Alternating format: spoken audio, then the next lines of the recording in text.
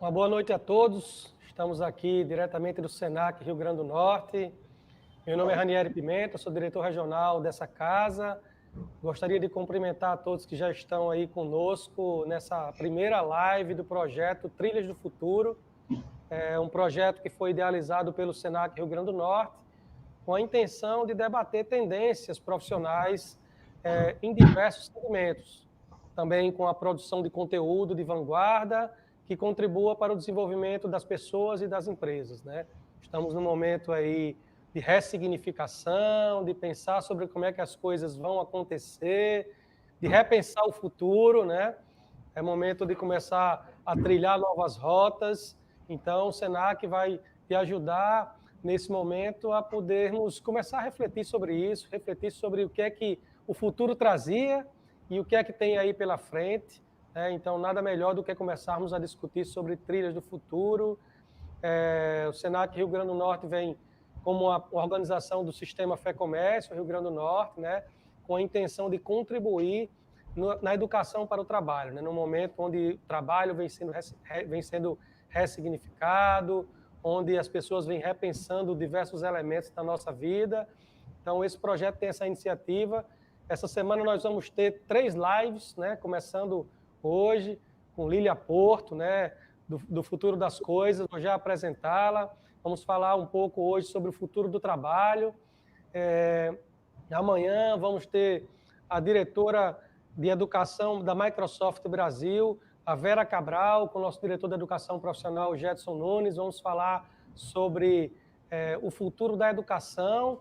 E no terceiro dia, vamos estar aqui, hoje vamos estar aqui no futuro do trabalho, né, conversando sobre o futuro do trabalho, amanhã sobre o futuro da educação e depois de amanhã sobre competências profissionais do futuro com a doutora Juliana Vieira e a nossa gestora de pessoas aqui do Senac Rio Grande do Norte, Rose Câmara, que é responsável aí por tocar essa empresa que já está há 6 anos consecutivos entre as 150 melhores empresas para se trabalhar do Brasil. E a gente espera continuar assim, né? Então, queria agradecer a presença de todos, queria cumprimentar aqui em especial a Lília, ela é economista, fundadora e editora do site O Futuro das Coisas, um ecossistema que engloba pesquisas, curadoria, conteúdos autorais, aprendizagem e experiências imersivas. Então, vamos convidá-la para participar aqui conosco. Obrigado, Lília, por aceitar o convite. Uma boa noite para você. Satisfação estar com você, viu? Obrigada, Ranieri. Boa noite, pessoal. Muito obrigada pela presença de vocês. Ranieri, o que você falou que essas lives que vão ter hoje, amanhã e depois de amanhã, são temas que estão entrelaçados, né? O futuro do trabalho, a educação e as novas capacidades e habilidades. Então, são temas que estão intrinsecamente relacionados. Mudou muita coisa, né, com esses últimos acontecimentos que nós vivenciamos, que estamos todos vivenciando, e muita gente ainda talvez não tenha caído a ficha, mas a gente mudou muita coisa, né, o trabalho, a forma como a gente está trabalhando, hoje a gente está fazendo esse encontro remotamente, então tiveram, claro, as dores, né, os desafios acontecem em relação a essa pandemia que a gente está passando, mas o futuro está sendo acelerado.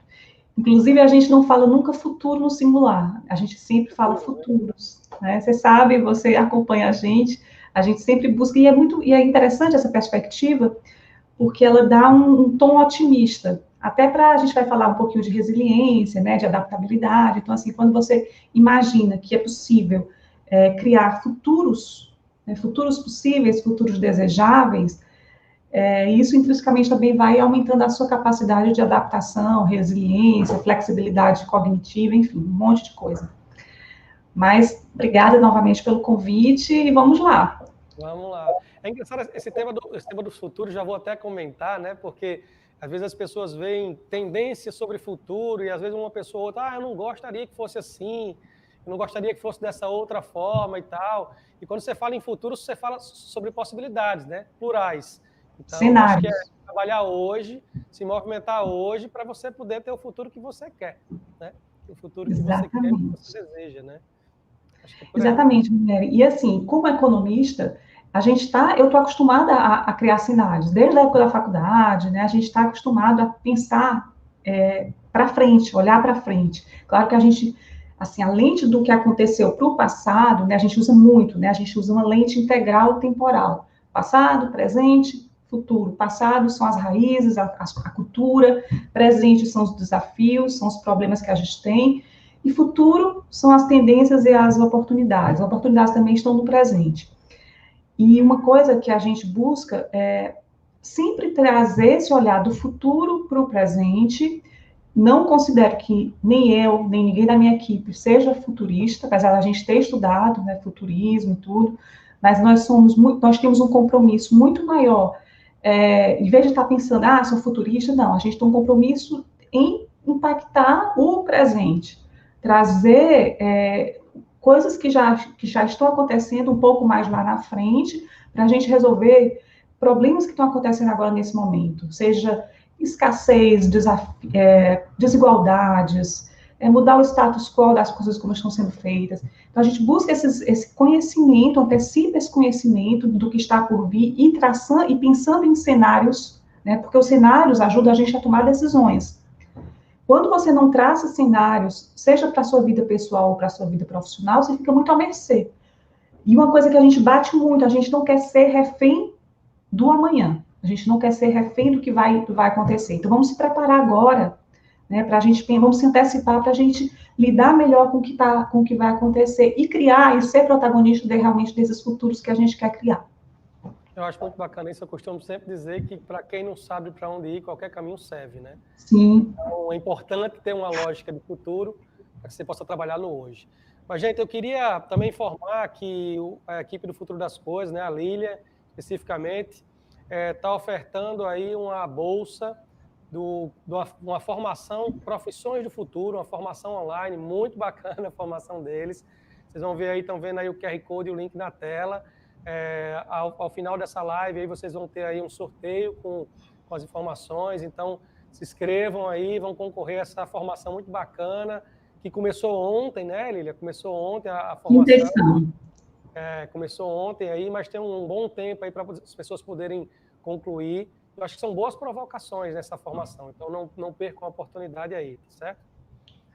Vamos lá.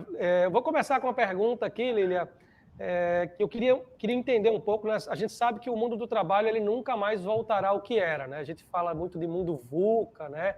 Ou mundo MUVUCA, né? Dependendo de alguns como colocam, mas um mundo volátil, incerto, complexo, ambíguo.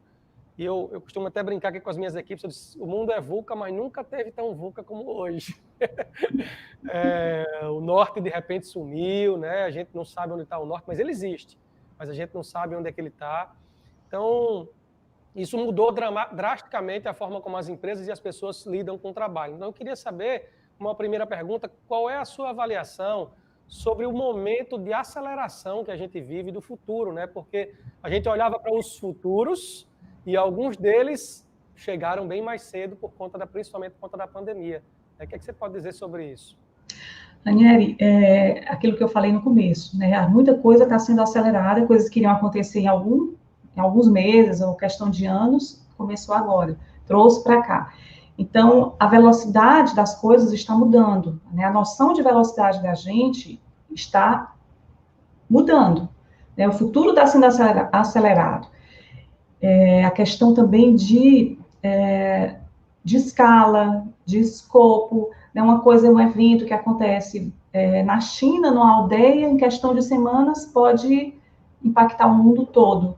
Literalmente. Literalmente, uma coisa que está acontecendo aqui no Nordeste pode impactar o Sudeste, pode impactar o Sul. Então, assim, a gente está vivendo, o mundo está se tornando um lugar menor, as pessoas têm uma noção maior que o mundo, isso é uma consciência crescente das pessoas, claro que não é todo mundo que tem, mas cada vez mais é uma consciência de que o mundo está interconectado, né? Nós somos sociedade, somos ecossistema, vivemos num sistema complexo, está tudo interconectado. Então, se a gente tem mudanças climáticas, por exemplo, essas mudanças climáticas vão impactar em quê? Vão impactar pessoas saindo dos seus territórios, saindo de suas regiões, buscando outros locais, outras cidades. Quando saem das suas cidades, vão para outra cidade, isso vai impactar em quê? vai impactar, vai gerar uma sobrecarga naquela cidade que vai receber aquelas pessoas. Eu sou a favor, tá, de aceitar refugiados, eu tô de clima, não tô sendo contra ninguém, eu sou a favor realmente. Mas isso tem um impacto no emprego, na demanda, na oferta de emprego, a gente vê tudo isso em economia. Então, assim, as empresas que são alheias a isso, que o mundo é que todo o nosso sistema está interconectado, as empresas vão passar vão entender isso à força. Porque está tudo, se elas viram as costas para determinados problemas, mais à frente elas vão cobrar um preço, a sociedade vai cobrar um preço delas. Então, está tendo essa consciência, as pessoas estão mais conscientes disso, tem um movimento aí. Quando eu falo o mundo está menor, isso quer dizer o quê? Quer dizer que qualquer pessoa hoje é acessível em qualquer lugar que ela esteja no mundo. Então, se eu estou aqui e eu trabalho para uma empresa, eu posso fazer um bico, digamos assim, economia gig, eu posso fazer literalmente eu posso fazer um bico à noite, né? Fazer um projetinho, acolá, enfim. Isso abre muitas possibilidades. Ao mesmo tempo, o que acontece?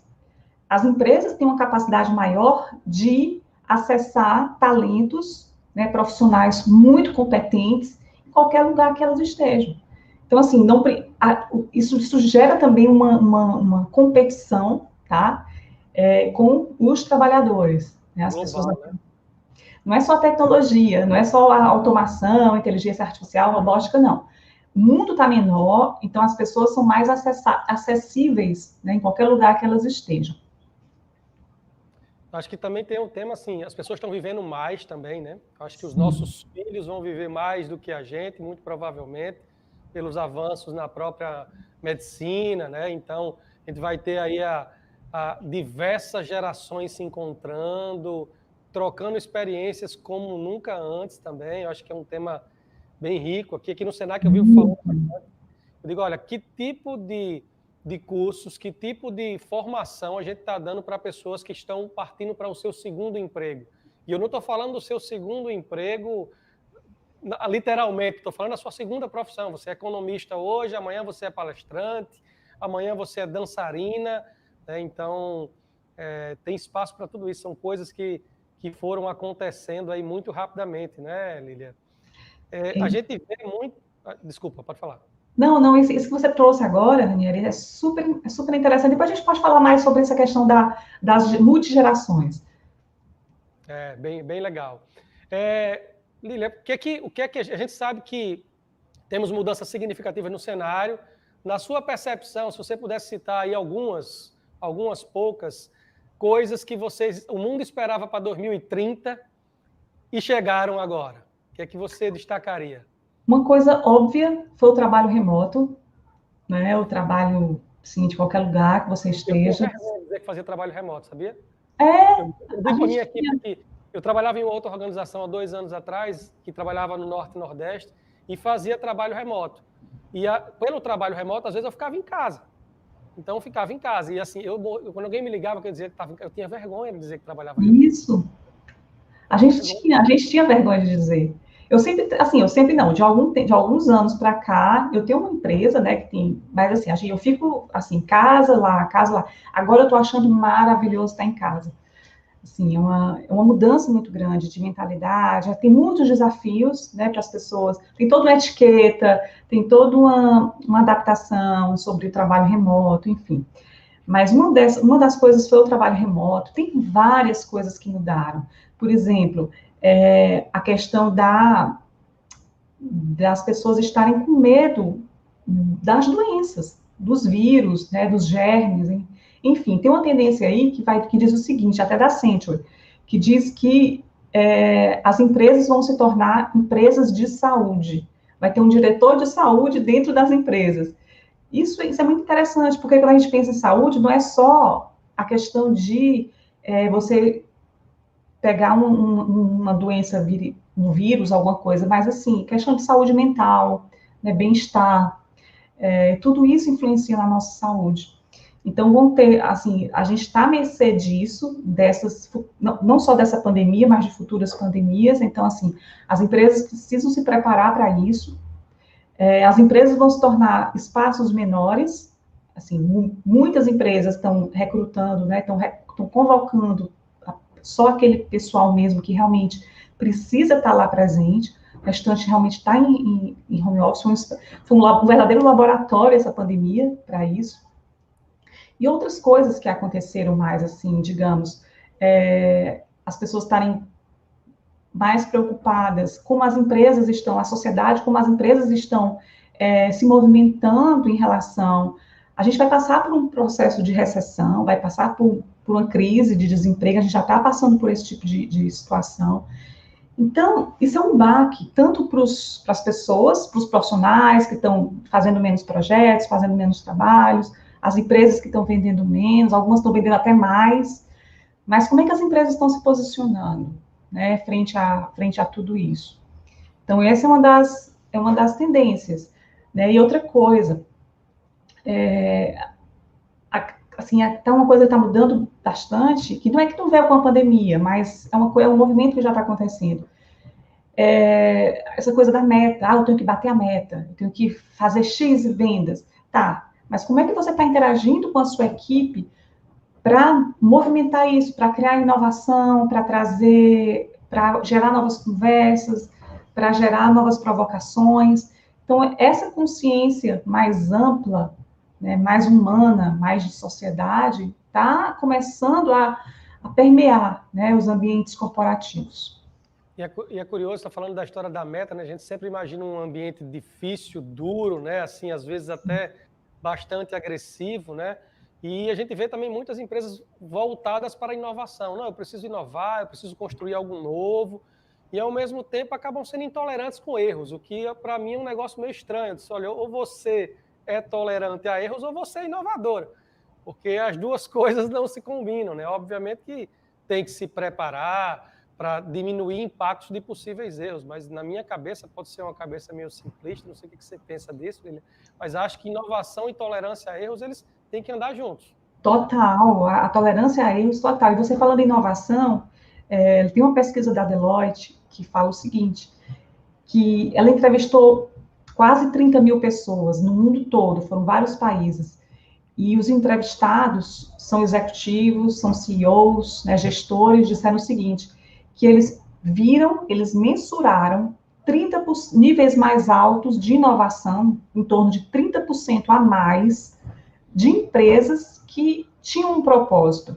Tinha um propósito que ressoava para outras pessoas, ressoava para os seus colaboradores, funcionários, ressoava para a sociedade, para os seus curadores, para os acionistas.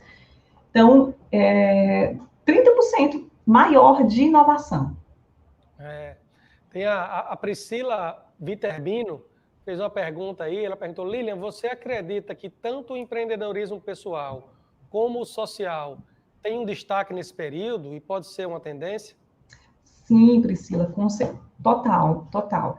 E aí, a gente postou umas 3 semanas atrás, essa questão do empreendedorismo social.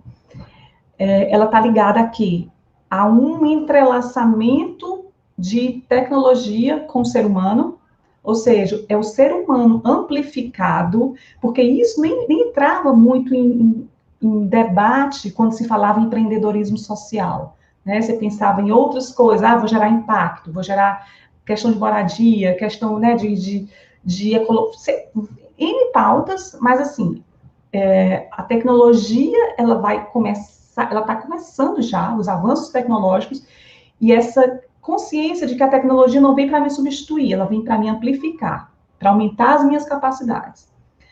A questão do propósito, eu estou falando propósito, eu acho que eu já falei essa palavra algumas vezes hoje, mas essa palavra propósito, ela está sendo uma palavra super, assim, um tema super debatido, tá, por grandes empresas, grandes consultorias globais, McKinsey, Deloitte, Harvard está estudando sobre isso. Então, assim, essa questão de ética e propósito está sendo muito discutido. Né? Por quê? Não é só, eu quero gerar um propósito para os meus colaboradores. Não, gente, o propósito, quando você gera um significado, né? Você gera pertencimento para as pessoas. Inclusive, essa coisa do empreendedorismo social, ela impacta no pertencimento de quem está envolvido. Quando impacta no pertencimento de quem está envolvido, as pessoas se comprometem mais, e aí vai para aquela questão dos níveis mais altos de disrupção e de inovação. Você tem uma causa, e aquela coisa lá do Vale do Silício.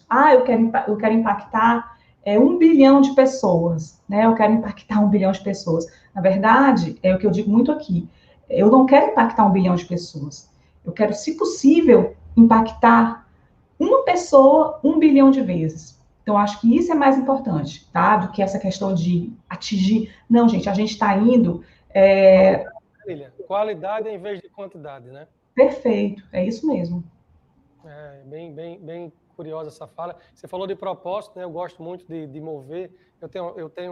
Sou um abençoado que trabalho numa empresa que educa para o trabalho. O propósito é lindo. Que maravilha. Então, é fácil de você motivar as pessoas para isso, né? Mas eu costumo dizer que pessoas motivadas fazem mais do que o possível, né? E o propósito é que nos move, né?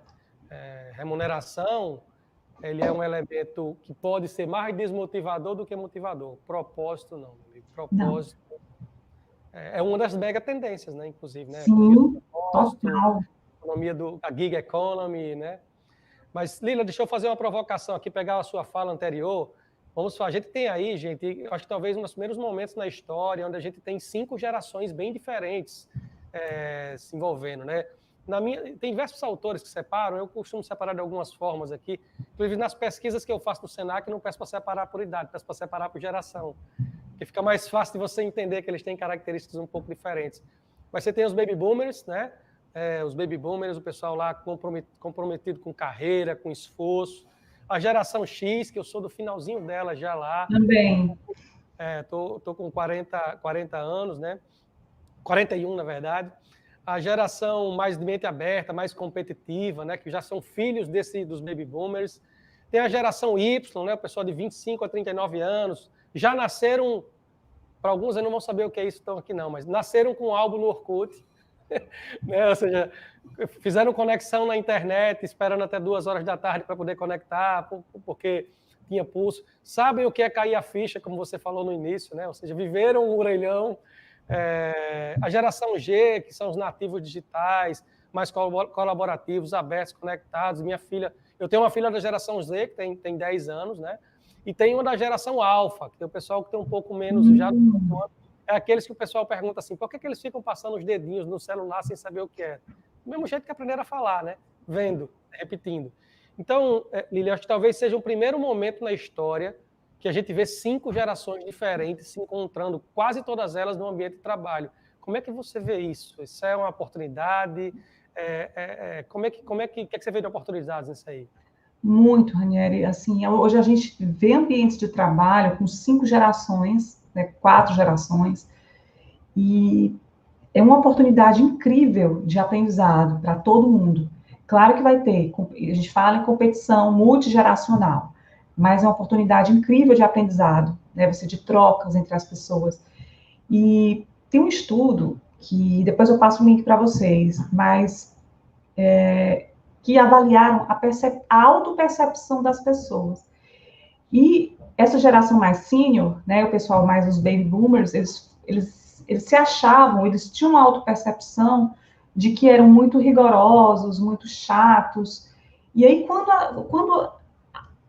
os jovens, né, o pessoal da geração aí mais jovem, foi entrevistado, o que você acha do seu chefe, não sei o quê, e tinha uma percepção extremamente positiva. Então, assim, a autoimagem daqueles mais velhos, né, eles acharem que, sou careta, eu sou enquadrado, até eu estou enquadrando, eu sou muito rigoroso.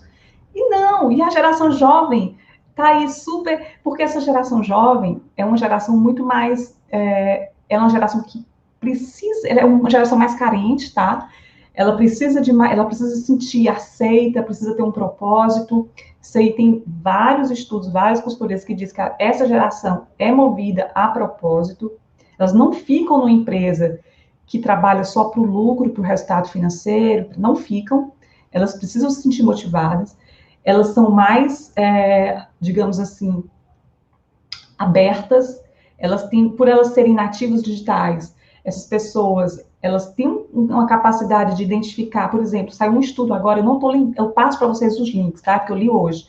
Eu não tenho lembrado a fonte, mas eu passo para vocês posteriormente. Mas que essa geração mais jovem, ela consegue identificar fake news muito mais rápido do que nós. Então, hoje nós somos bombardeados, né? Você vai entrar no Twitter, Facebook, você vê muita desinformação mesmo. Então, eles têm um radar muito mais apurado para saber que aquilo ali não merece confiança, não merece crédito. Então, isso é uma vantagem muito grande. E essa questão da abertura mesmo, né? De você estar num ambiente que as gerações mais velhas, elas precisam vencer a briga, né? Eu tenho que impor minha razão, eu tenho que sempre ter razão, eu quero ser a última palavra, e a gente vai viver num mundo em que não precisa ter consenso, a gente não precisa homogeneizar as ideias. Então, a gente vai viver cada vez mais num ambiente plural, de pessoas, de colaboradores, de equipes plurais, diversas, com pontos de vista divergentes, que estão ali se complementando, né? É muito complementaridade, isso é muito ruim você ter uma visão, assim, até legal, porque fica um ambiente bem confortável, todo mundo achando a mesma coisa, né? Todo mundo olhando para aquele mesmo horizonte, isso é bem legal, porque você evita atritos, mas você não cresce, você não enxerga o outro lado B, o lado C. Então, já está comprovado, diversidade, visões plurais, multigerações, nas mesmas equipes, né, no mesmo ambiente de trabalho, leva a resultados melhores, mais criativos, mais criatividade, mais inovação.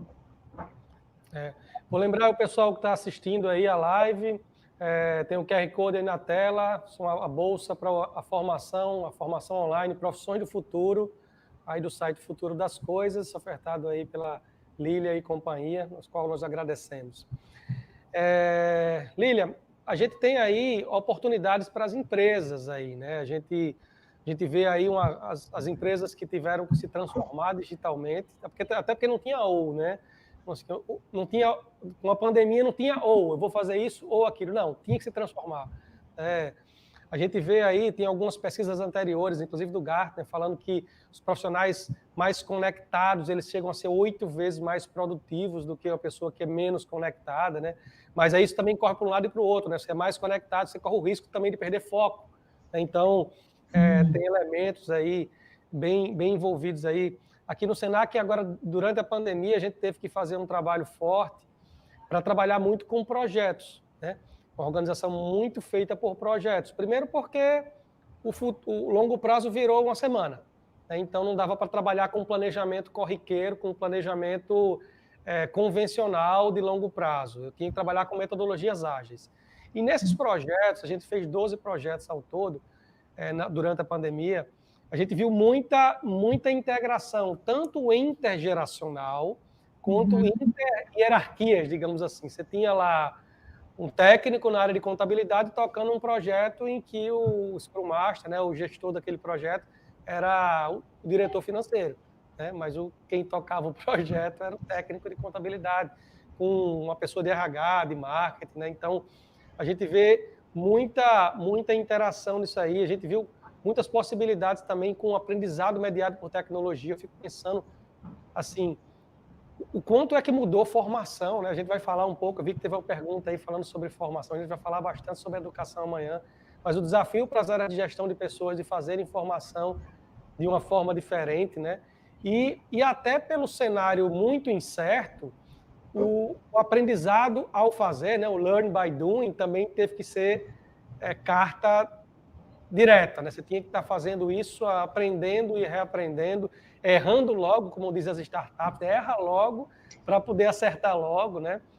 Então, que tipo de oportunidades você vê para as empresas? Se você fosse falar para um presidente de uma empresa hoje, ou para um microempresário, vamos falar para um microempresário, que de repente são aquelas pessoas que têm um percentual de empregos tão grande no Brasil, que tipo de coisas você imagina que eles poderiam ter como oportunidades nessas empresas no meio desse mundo VUCA aí que a gente está hoje? Daniela, tem tanta oportunidade. Escolhe um aí. Escolheu um. É porque, assim, em primeiro lugar, é só ver o que está difícil, o que está complicado, o que está errado, o que está desigual, né? Olhar com as lentes da equidade sobre o que está sendo feito, o que é burocrático, enfim. Eu acho o seguinte, uma grande oportunidade para as empresas é sair um pouco do mundo físico e para o mundo que a gente chama de FIDigital, tá? FIDigital. Ou seja, é um mundo híbrido entre o físico e o digital. Quando você vai para o digital, você cria uma nova jornada para o seu consumidor, para o seu cliente. A gente está vivendo um momento agora de pandemia. A gente não sabe quando é que essa pandemia vai acabar, né? Quando é que uma vacina vai, quando é que todo mundo vai tomar vacina, quando é que todo mundo vai. Então, assim, nós precisamos, eu tendo a mente de empreendedor, de dono de empresa, eu vou buscar formas para facilitar essa jornada de experiência, de consumo para o meu cliente. Ele não vai mais fisicamente para o meu local. Então, se eu sou uma universidade, como é que eu tangibilizo isso? Se eu tenho uma empresa de educação. Na minha cidade, eu moro em Fortaleza, tem uma filha de 16 anos, as escolas ainda não voltaram, né? Fortaleza está com uma queda de casos, mas ainda não voltou. A experiência que ela está tendo nessa pandemia não é legal. Então, assim, a experiência de aprendizagem dela é muito pobre, tá? O colégio poderia fazer uma experiência muito mais, aproveitar essa oportunidade com os recursos que a escola tem, criar uma experiência muito marcante para as pessoas, porque essa geração vai viver nessa fase. Então, assim, quais são eu posso criar um produto digital? Eu tenho um produto físico, eu posso criar um produto digital? Essa é uma primeira provocação que as empresas devem fazer. Segundo, as empresas sabem que a sociedade está extremamente atenta se elas estão se posicionando ou não frente aos desafios. A gente estou com um dado aqui da Century que diz o seguinte, que 79% dos consumidores brasileiros querem comprar de uma empresa que se posiciona frente aos desafios que a gente está vivendo. Então, se for isso, como é que eu posso criar, como é que eu posso identificar algo que eu posso abraçar isso para a minha empresa, tá? Enfim, eu acho que é uma questão de, sabe, questão de saúde mental dos meus colaboradores, como é que está isso, né? Como é que eles estão vivendo esse processo, como é que está esse processo de trabalho remoto também. Porque mistura, né? O trabalho remoto mistura também com medo do desemprego, né? Porque tem uma queda significativa do número de empregos, as coisas se misturam, o pânico, às vezes, da doença, né? Do vírus, às vezes, infelizmente, o lidar com o luto. Sim. Né? Muitas pessoas também faleceram durante esse período, então, assim, é uma quantidade de coisas muito significativas, né? A gente teve um trabalho que a gente fez bem forte aqui no Senac justamente por conta disso, né? Um programa chamado Bem-Estar e Você, a gente continua aí desde março, fazendo um trabalho forte para atender as pessoas, justamente para que elas possam entregar o melhor, para que elas possam estar bem, né? Elas possam estar bem para que elas possam fazer o melhor, né? Eu acho que é um grande desafio. As minhas filhas também ficam, né? Eu tenho duas filhas, uma de 10 e uma de 7, estão aí as duas no ensino online. Aqui em Natal, semana que vem, deve estar voltando aulas presenciais, aqui pertinho de Fortaleza, deve estar voltando aulas presenciais. Mas assim, a ânsia de voltarem já é muito grande, né? De conviver, mas ao mesmo tempo fica com aquele medo, papai, e eu posso pegar coronavírus? Então, são preocupações, inclusive, de adultos, digamos assim, né? Que acabam elas tendo que viver com isso. Algumas escolas, eu acho, na minha percepção, até escrevi sobre isso aí para vocês, né? Algumas escolas foram mais eficientes, na minha percepção, acho que quem trabalhou mais fortemente com o ensino síncrono, né? Ou seja, com o ensino ao mesmo tempo, com essa interação, acho que conseguiu diminuir esse impacto, né? Algumas escolas fizeram assíncrono, né? Mandavam as mensagens com vídeos pelo WhatsApp, mas diminui bastante a interação, e isso faz falta, né, no processo de educação. Mas eu não vou tomar fala de amanhã do pessoal, não, mas é um assunto bem inquietante, eu gosto. Bem inquietante, total. E assim, uma das coisas, voltando só aqui para a questão das empresas, é que a gente sabe que hoje é importante a gente continuar aprendendo o tempo todo, né? O lifelong learning, né? Você continuar ter aprendizagem contínua e uma aprendizagem intencional. Então, a pandemia, ela veio para mostrar o quê? Que cursos, é o que a gente chama de life-wide, né? É a aprendizagem que abarca a vida toda. Ou seja, eu aprendo o tempo todo. Se eu estou conversando com você, Ranieri, eu estou aprendendo. O que você está falando para mim, eu estou absorvendo e vice-versa. As pessoas que estão assistindo a gente, idem. Isso aqui é uma oportunidade de aprendizagem. Quando eu acesso uma matéria, um artigo, enfim, uma palestra, enfim, é um conhecimento que está sendo embalado de outra forma, deixa de ser aquele conhecimento formal da universidade ou de um colégio, e você enriquece isso. E a gente teve essa oportunidade de vivenciar mais isso na pandemia. Então, as empresas, elas precisam também se atentar que não é só treinamento, não é só treinar os seus colaboradores. Tem que estar atento a essa aprendizagem, essa cultura de aprendizagem, permeando a vida deles. Né? Como é que eu... E ao desaprender também, né? Isso. Ao desaprender, é uma das coisas que vem se falando muito bastante. Total. Bastante hoje. Total. Às vezes as pessoas se apegam mas eu sempre fiz assim, eu costumo dizer que é a síndrome de Gabriela, não nasci assim, vou morrer assim. Acho que não dá, né? A gente tem que estar o tempo todo refletindo sobre aquilo que a gente conhece, aquilo que a gente aprendeu e sobre aquilo, se aquilo continua sendo válido, né? Para a cabeça da gente é uma maravilha, então tem espaço para estar sempre aprendendo, desaprendendo e reaprendendo. Sim, total. Bem por aqui. Queria falar um pouquinho, Lília, sobre lembrar o pessoal aí que tem o QR Code para se cadastrar no curso. Quem quiser mandar perguntas, a gente vai falar mais aqui uns 5 minutinhos e depois vamos abrir aqui para as perguntas, mas vocês podem mandando as perguntas aí na timeline, que a gente vai selecionando aqui assim que a gente concluir essa primeira parte. Mas queria falar também, Lília, fazer uma provocação no que diz respeito a competências. Eu sei que você gosta muito, você falou de resiliência, falou da adaptabilidade. Eu gosto muito de falar do pensamento digital. Falei hoje, inclusive, estava fazendo um papo, batendo um papo. Para mim, uma das competências que tem se destacado muito hoje, né, não só pensamento digital, né, não é necessariamente só lidar com tecnologia, isso é um dos elementos, mas basicamente é ter o que eu costumo chamar de Waze Mindset. Você vai no carro, bota o seu trajeto para sair desse canto para o outro, de repente o Waze troca o caminho porque ficou mais fácil ir para um lugar, por outro. Então, o Waze Mindset significa ter mente aberta, né? Mente aberta. Então, mente aberta para o novo. Então, queria que você falasse um pouquinho sobre essas competências, o que é que elas são mais relevantes hoje, o que é que você julga que é importante para as pessoas que estão aprendendo, como nós, estarem de olho. Bom, Ranieri, uma competência que eu acho que é fundamental é essa questão da cultura da aprendizagem contínua, permanente, aprendizagem intencional. Essa abertura de que você tem para, eu não digo nem desaprender, porque quando você, na verdade, você desconstrói, né? Você desconstrói, porque você vai gerando, você tem todo um repertório lá atrás, às vezes você cursa uma faculdade que você não gostava, não fazia sentido, por muitas vezes eu não via muito sentido na economia, nas ciências econômicas. Eu achava era muito cálculo, muito... Você é economista, né? Sou economista, economia política marxista 1, marxista 2, então assim, econometria, então era muita coisa assim que estava meio desconectada. Mas hoje eu trago muita coisa de lá para cá. Então, assim, é ter esse conhecimento, assim, eu sou economista, mas eu posso estar estudando sobre, sei lá, culinária. Eu não estou apostando todas as fichas numa profissão.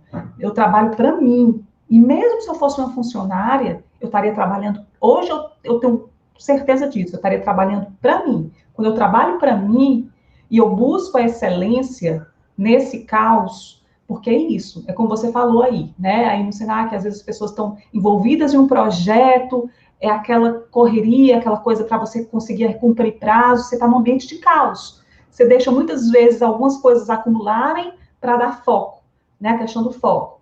Então, em alguns momentos, você está fazendo um projeto que é significativo para você, que vai impactar o seu futuro, e você precisa deixar algumas coisas em stand-by. Então, assim, isso talvez fique caótico na sua cabeça isso, mas é esse movimento de aprendizagem intencional. A outra coisa foi o que você falou, Maniela, a questão da flexibilidade, da abertura. Isso é fundamental, né? Você se abrir para o novo, se abrir para opiniões contrárias, ter uma autoestima, procurar desenvolver uma autoestima, porque a resiliência está ligada à autoestima. Quando você está passando por um momento difícil, um momento complicado, mas você tem uma autoestima, é muito mais fácil conviver com aquilo. E aí a gente vai pensar o seguinte: quando você fala em resiliência, que é outra capacidade super importante agora, nesse momento que a gente está vivendo cada vez mais daqui para frente, é você pensar em cenários, pensar em possíveis futuros. Você não tem um futuro único.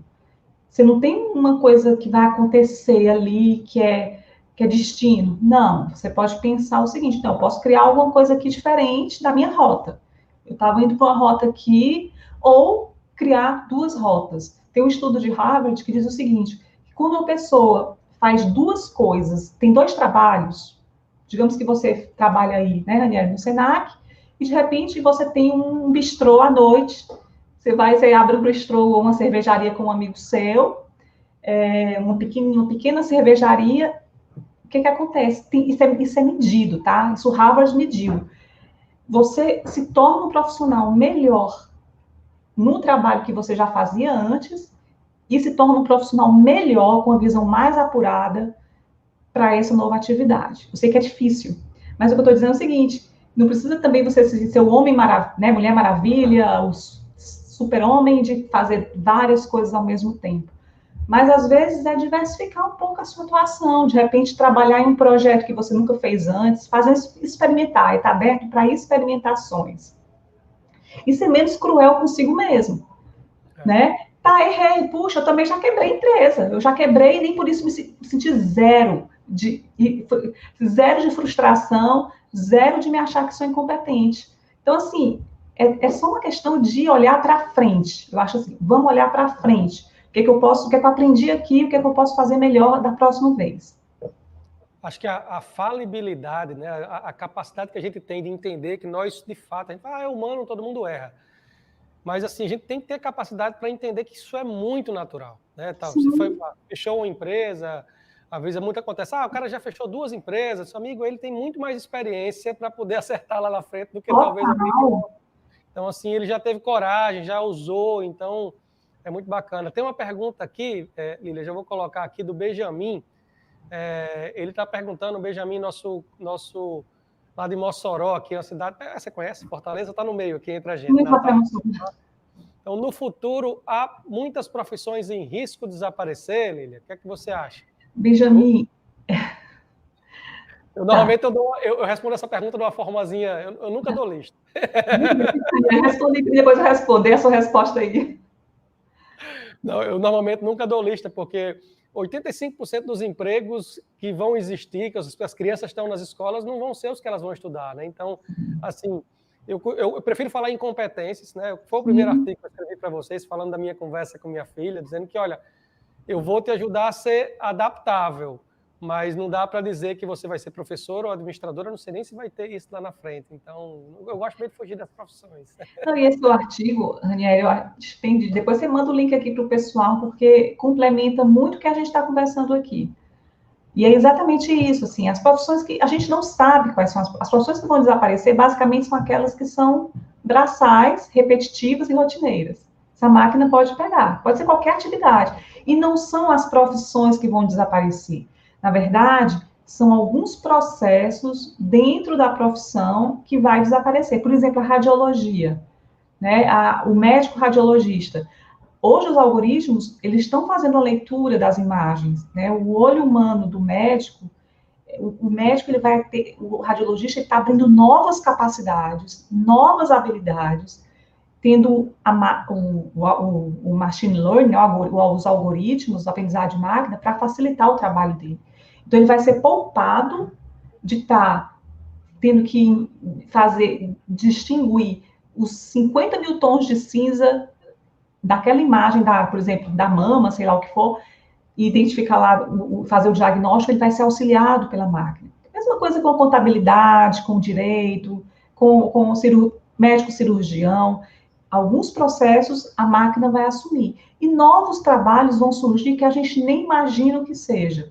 O que a gente precisa agora, nesse momento, é estar aberto para a experimentação, ter a questão do letramento digital, né? Você saber que o mundo está caminhando para a digitalização. Tem um 6D lá, do Peter Diamandis, que vai estar falando sobre isso, o 6D, né, da questão da desmonetização, digitalização, as coisas estão ficando desmaterializadas, enfim, é entender que o mundo está caminhando para isso, e desenvolver aquelas capacidades que a gente falou aqui, né, a capacidade de aprendizagem, que é super importante, flexibilidade, adaptabilidade, letramento digital, enfim, aí tem outras habilidades aí, outras capacidades que... Professora Juliana Vieira, que vai estar conosco depois de amanhã, falando sobre competências profissionais do futuro, está aqui acompanhando conosco, fez a pergunta aí. Lília, qual é o maior desafio para a formação de formadores? Formadores, oi Juliana, tudo bom? Seria formadores, assim, seriam facilitadores, professores, o que você quer dizer com formadores? Seria isso, Ranieri? Eu entendo que sim, que educadores, exatamente. Eu acho que é a abertura para o novo, eu acho que é você se abrir para o novo, né? Principalmente quem é acadêmico, né? Quem está muito envolvido com pesquisas, com a parte técnico-científica, é saber que as profissões, elas estão se misturando. Hoje você tem, por exemplo, arquitetura com neurociência, neuroarquitetura, você tem algumas profissões que elas estão se misturando. Então, como é que se eu sou um formador, se eu sou um professor universitário, quais são as oportunidades que eu consigo vislumbrar com alguns colegas professores que têm outros, que trazem outros conhecimentos, outras competências. Então, assim, eu acho que a abertura para o novo, a questão do digital, alguns professores têm dificuldade de entrar nesse ambiente digital, de lidar com isso, é fato, gostam do presencial, gostam da relação olho no olho com o aluno, só que nem sempre... Gosta, né? Quem não gosta, né? Mas tem que ter espaço para tudo, né? Tudo. Tem espaço para tudo. A Daniela Fernandes, Lília, ela faz uma pergunta aqui. Lília, qual seria a sua orientação para os jovens que foram impactados com a pandemia e agora, diante desse cenário econômico, tenta se reposicionar no mercado de trabalho? Tem alguma dica aí que você pudesse dar, Lília? Daniela, assim, a gente vai passar por um processo aí, já estamos passando de retração econômica, de recessão. Então, vai ter realmente uma certa dificuldade de pessoas que estão saindo da faculdade, da universidade, né, ter o seu trabalho. Então, a mesma orientação que a gente passa, passei agora para os professores, para os formadores, para os jovens também, né, os jovens buscar entender o seguinte, o que está sendo feito aqui que eu poderia fazer melhor, o que está diferente aqui, que eu não concordo, que eu poderia fazer melhor. E eu acho assim, a questão de você trabalhar em equipe, sabe, não ficar sozinho, não fazer nada sozinho. De repente você, o mercado está um pouco retraído, eu não estou conseguindo trabalho, estou com dificuldade em posicionar. Mas será que você não poderia se juntar com mais 2 amigas, 2 amigos, e pensar numa coisa nova, num projeto novo, né? Quando você se junta, você gera uma força muito maior, né? Você não está sozinho, você tem outras cabeças pensando, de repente, identificando coisas. A capacidade de você identificar problemas, e aí tem as 5 competências, até eu escrevi sobre isso, que é empatia. Agora, eu escrevi, não estou lembrando das competências, mas uma delas é a empatia.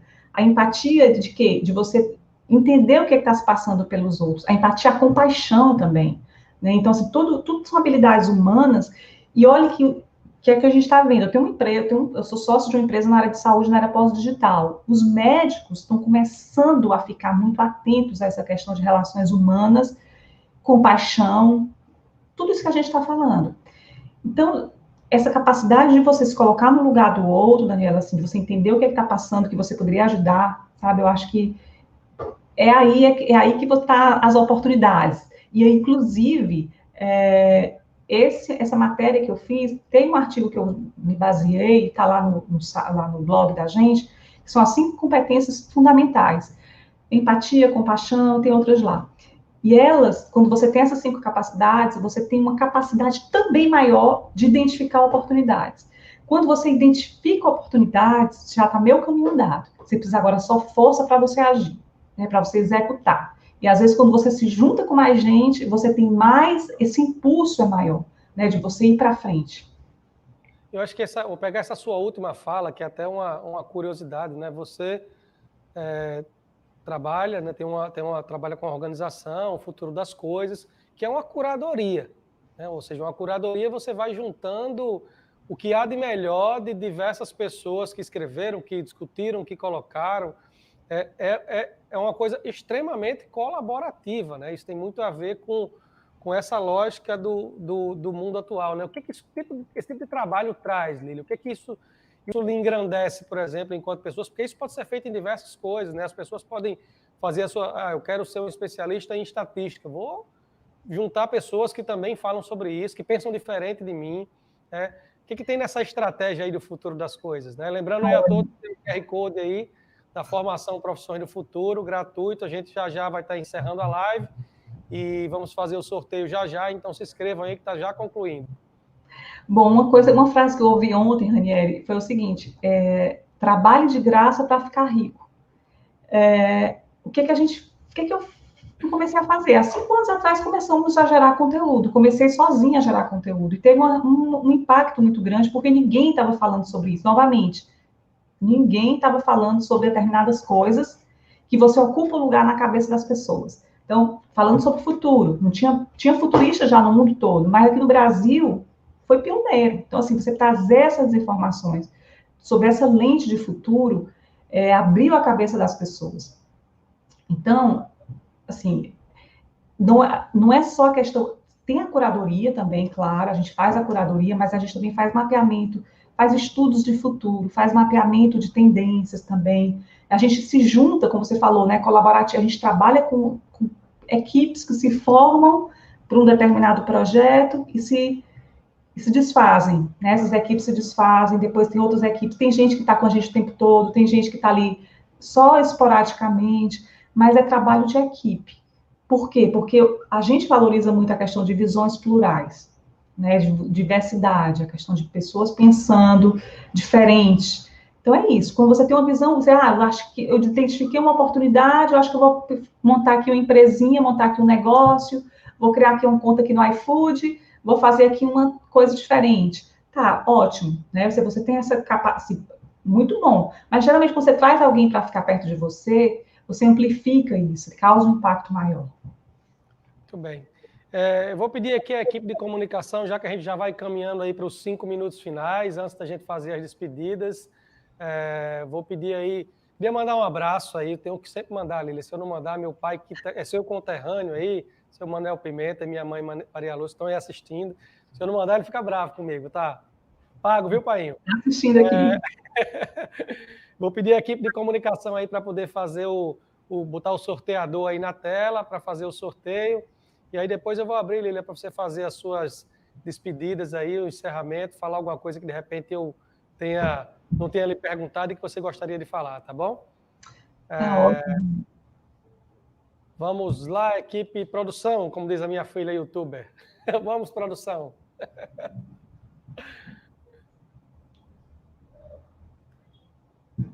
Número 13.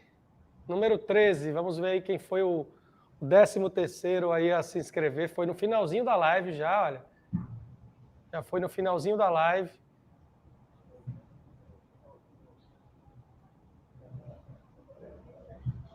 Vamos lá, quem é o número 13? Conseguiram achar aí?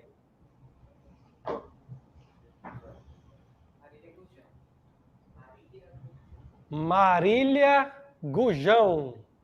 Marília Gujão, parabéns aí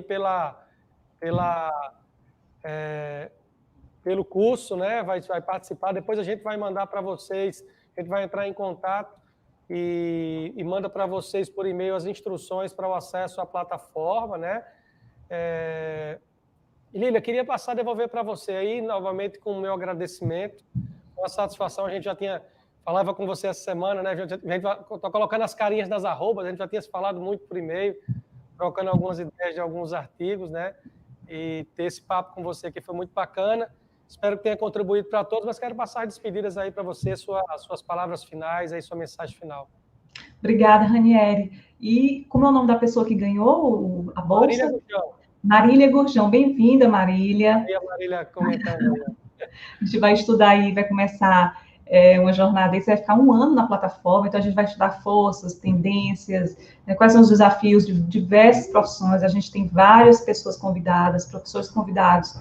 Toda segunda-feira, às 20 horas, a gente está ao vivo. Então, é uma jornada bem interessante para você entender como é que está caminhando esse futuro do trabalho. E já que o assunto é futuro do trabalho, né, assim, só reforçando tudo que a gente falou e conversou, novamente, essa abertura, né, para entender o que as forças e as tendências, né, não ficar fechado. A máquina, né, os robôs vão tomar meu emprego. Não é isso. A gente precisa sempre um olhar positivo em relação ao que vem por aí. Mesmo que haja recessão, mesmo que haja desemprego, mesmo que haja ameaça dos algoritmos, sempre o ser humano ele vai conseguir driblar isso aí e avançar. Então, assim, pegar as ferramentas necessárias, as armas necessárias, buscar, acompanhar aqui, assim, pessoas legais, né, pessoas que estão fazendo curadorias legais, que estão falando coisas legais, acompanhar esse pessoal, buscar sempre oportunidades de aprendizados. Não quer dizer que você vai ter que se matricular no curso, ter que frequentar, voltar para a faculdade, ou começar uma faculdade nova. Não. Você estar atento a várias oportunidades que a vida te oferece diariamente de aprender. Tem que estar prestando atenção. E outra coisa, buscar sempre, sempre a excelência. Pode ser a coisa mínima que você faz. Mas buscar excelência naquela pequena coisa que você quer fazer. É ser o melhor. Acho que quando você vira essa chave, eu não quero entregar uma coisa, tem uma diferença muito grande, entregar algo de qualidade para entregar algo com excelência. E outra coisa, a grande chave do futuro é você buscar equidade. Então, nós vivemos num mundo desigual. Então, como é que a gente quer esse mundo que seja melhor para todos?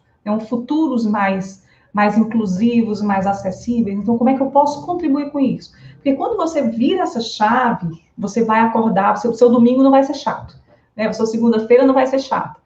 Você vai estar motivado a encontrar formas, nem que você trabalhe de graça por um período, para ficar rico mais lá na frente. Tá? Então, é esse recado que eu queria deixar para vocês. Muito bem, Lília. Eu não posso deixar de comentar a sua fala final, porque é muito bacana. Aqui no Senac a gente tem uma hashtag chamada Monday Lovers. Os amantes da segunda-feira. Quando você faz aquilo que gosta, você fica satisfeito com isso. E também, um outro elemento bem bacana também é que você falou, algumas das coisas que você falou não tem nada necessariamente a ver com o futuro, né? Buscar excelência continua sendo uma coisa importante. Estudar sempre continua sendo uma coisa importante, ou seja, se potencializa, mas não é novidade, né? Ou seja, algo que sempre esteve aí, ou seja, a gente pode estar trabalhando com isso. Queria agradecer mais uma vez a você pela disponibilidade do tempo, foi muito bacana. Queria avisar os presentes e lembrar os presentes. Esse projeto Trilhas do Futuro é um projeto que está começando hoje, mas o Senac vai trabalhar com conteúdos de vanguarda, fazendo provocações, trazendo pessoas para fazer provocações sobre o futuro, mas que coisas que a gente possa fazer hoje. Né? A gente possa fazer hoje. Então, amanhã temos também uma live com a diretora de Educação da Microsoft Brasil e o nosso diretor de Educação Profissional. Vamos falar sobre o futuro da educação, às 19 horas, também no canal do Senac. E depois de amanhã vamos falar com a professora Juliana Vieira, que inclusive fez pergunta aqui, a nossa gestora também de desenvolvimento de pessoas. Vamos falar sobre competências profissionais de futuro. Essa semana são esses temas, mas vocês vão ter vários temas aí no projeto Trilhas do Futuro. Agradecer a todos vocês e pontualmente, 20 horas, estamos encerrando a nossa transmissão. Um abraço a todos. Obrigado, Lília. Obrigada. Tchau, pessoal. Muito obrigada. Até mais. Tchau.